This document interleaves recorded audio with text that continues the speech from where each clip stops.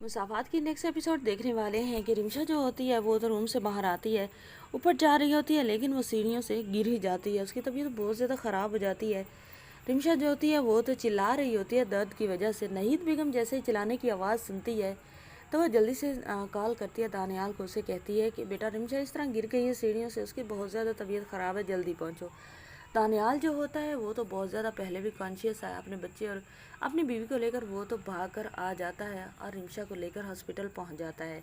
जैसे रिमशा को लेकर हॉस्पिटल जाता है, डॉक्टर सारे के सारे टेस्ट करते हैं। डॉक्टर तसल्ली देते हैं दानियाल को कि ख़तरे की कोई बात नहीं, लेकिन आपकी बीवी को कुछ दवाई खिलाई गई है जूस में या दूध में, जो कि बहुत ज़्यादा ख़तरनाक और जहरीली थी, जिसकी वजह से दवाई ने असर किया है और आपकी बीवी का जिसम बॉडी जो है अनबैलेंस होना शुरू हो गई है, चक्कर आने शुरू हो गए हैं। अब हम मेडिसिन लिख रहे हैं और कुछ परहेज़ भी लिख रहे हैं। आप लोगों को बहुत ज़्यादा ख्याल रखना होगा और ये मेडिसिन अभी की अभी देनी होगी ताकि उस जहरीली दवाई का असर ज़ाइल हो जाए। अब जो होता है दानियाल वो तो बहुत ज़्यादा परेशान हो जाता है, गुस्सा भी हो जाता है, लेकिन जल्दी जल्दी जाता है रिमशा को दूसरे वार्ड में लेकर और वो दवाई जो उन्होंने लिख कर दी होती है वो लेकर डॉक्टर के पास जाता है। वो इंजेक्शन लगाते हैं और रिमशा की तबीयत कुछ संभलती है।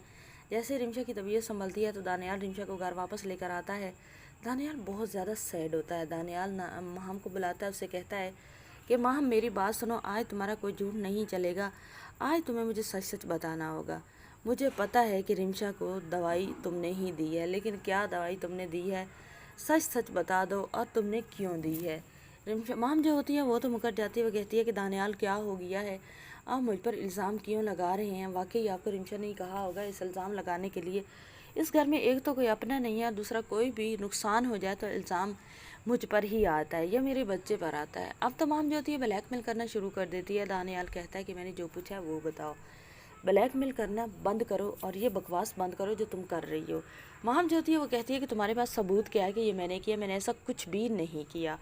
अब जो होता है दानियाल वो तो जाता है सीसीटीवी फुटेज निकालता है और किचन में भी उसने सीसीटीवी कैमरास लगाए होते हैं जो कि खुफिया होते हैं, किसी को पता नहीं होता।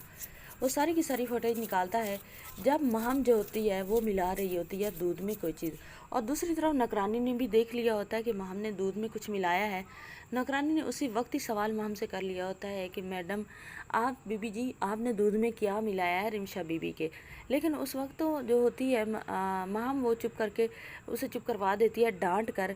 अब जब उसे पता चलता है कि दानियाल को शक हुआ है तो उसे लगता है कि नौकरानी ने ही बताया है, लेकिन दानियाल जब सीसीटीवी फुटेज निकालता है दानियाल को वहाँ पर नौकरानी भी नज़र आती है। दानियाल तो अब नौकरानी को बुलाता है, उससे पूछता है कि ये जहर जब मिला रही थी बीबी जी तो आप वहाँ पर थीं। तो वो नौकरानी कहती है जी साहब मैं थी और मैंने बीबी जी से पूछा भी था कि क्या मिला रही हैं, प्लीज़ ऐसा ना करें, रमशा बाजी की तबीयत ख़राब हो जाएगी। लेकिन बीबी जी ने नहीं माना था, वो उन्होंने कुछ मिलाया और बीबी जी को जाकर पिला दिया।